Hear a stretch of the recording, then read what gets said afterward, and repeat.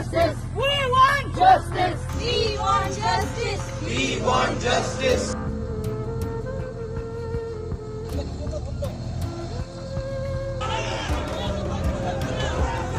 तो दोस्तों, आप थंबनेल देख के समझ गए होंगे कि आज हम किसके बारे में बात करने वाले हैं।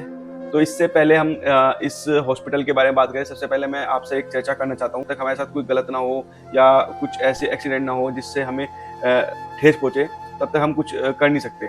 और ऐसा दुनिया में ऐसी चीज़ें हो रही हैं कि जिससे आप सोचते हो कि हम तो आम आदमी हैं, कुछ नहीं कर सकते।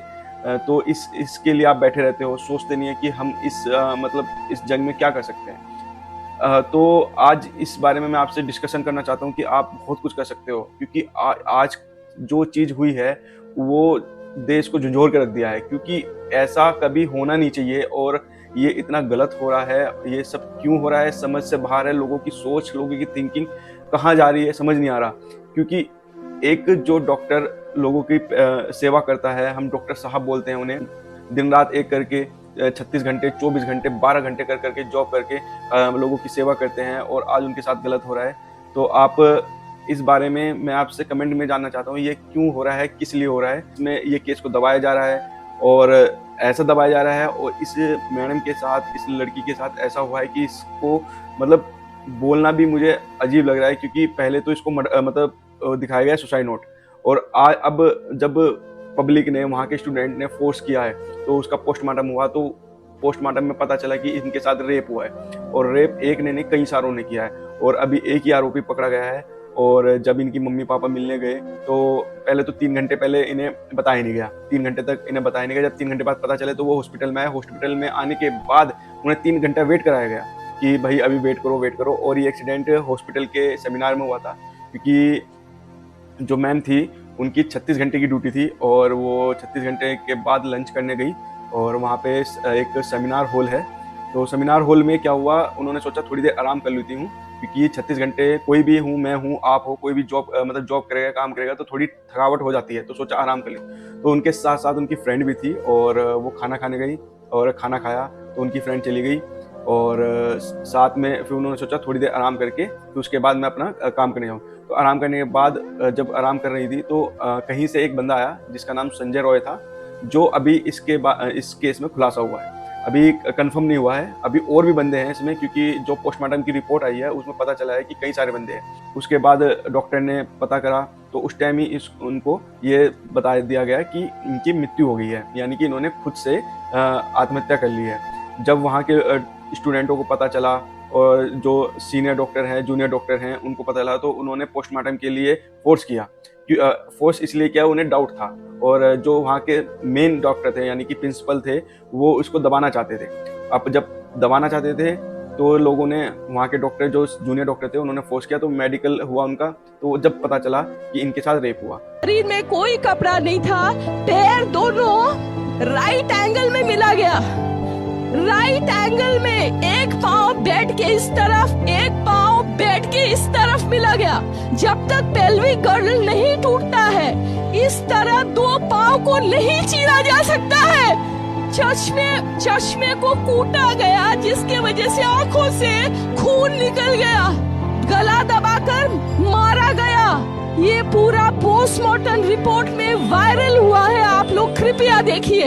अगर ये कोई नॉर्मल बंदा करता, जिसका पॉलिटिक्स से या पुलिस वालों से या किसी भी बड़े लोगों से कनेक्शन नहीं होता, तो ये चुटकी में 2 मिनट में काम पकड़े जाते सारे, और ये जेल में होते, और 1 महीने के अंदर इनके फांसी की सजा हो जाती।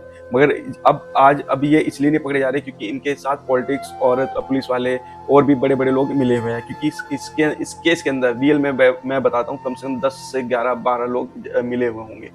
क्योंकि ये एक लौते बंदे का काम नहीं है, क्योंकि ये बहुत प्लानिंग के साथ किया हुआ काम है ये। और अभी रिसेंटली 1 महीने पहले एक एक्सीडेंट हुआ था, जिसमें एक अमीर बाप के घर वालों ने, बच्चों ने एक्सीडेंट किया था, जिसमें किसी की डेथ हो गई थी। तो वो उनको भी कुछ नहीं हुआ। जब ये सोशल मीडिया में फैली बात, तब जाके उनके साथ एक्शन लिया गया, और एक्शन लिया तो उनको भी कुछ फर्क नहीं पड़ा, क्योंकि वो अमीर बाप की औलाद थी। इसलिए इस वीडियो से ये जाहिर होता है कि आज के टाइम में जिसके साथ पॉलिटिक्स और बड़े बड़े लोग हैं, उनको कुछ नहीं हो सकता। रही माँ बाप हाथ जोड़ते रहे, हमें एक बार दिखाओ, हमारी बच्ची का मुंह एक बार दिखाओ। हमको नहीं दिखाया गया। उन्हें कैसा फील हुआ होगा उनके मम्मी पापा को जब उन्होंने उनकी बॉडी को देखा होगा, देखते ही रोंगटे खड़े हो गए होंगे। मेरा तो दिमाग मतलब काम नहीं कर रहा है जब ये मैंने एक्सीडेंट सुना है। और जब ये एक्सीडेंट हुआ है वहाँ के सीसीटीवी कैमरे से वीडियो डिलीट कर दी गई और डिलीट कर दी गई और प्रिंसिपल ने रिजाइन दे दिया। और रिजाइन देने के बाद एक एक्सीडेंट और हो गया। एक्सीडेंट होने के बाद तुरंत उसको वहाँ पे दूसरी जगह जॉब मिल गई और जॉब मिलने के बाद बंदा बयान देता है कि इस एक्सीडेंट से मेरा कोई लेना देना नहीं है।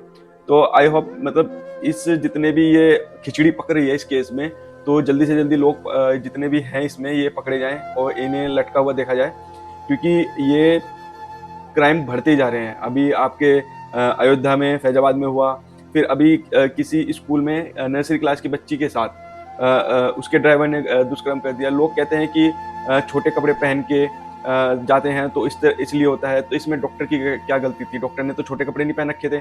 और इस बच्ची की क्या गलती थी जिसके साथ दुष्कर्म हुआ?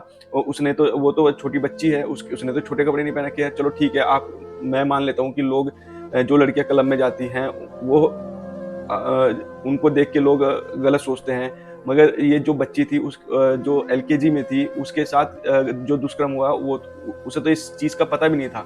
और डॉक्टर तो अपना 36 घंटे की जॉब कर रही थी, तो जो जॉब कर रही थी उसके साथ दुष्कर्म हुआ।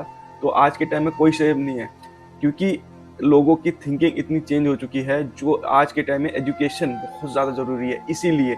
और जो ये इंडिया में पॉपुलेशन बढ़ रही है ये इसी कारण से बढ़ रही है कि एजुकेशन ना होने के कारण से। और यही इसलिए यहाँ पे इंडिया में इतने सारे एक्सीडेंट हो रहे हैं, ये गलत चीज़ें हो रही हैं।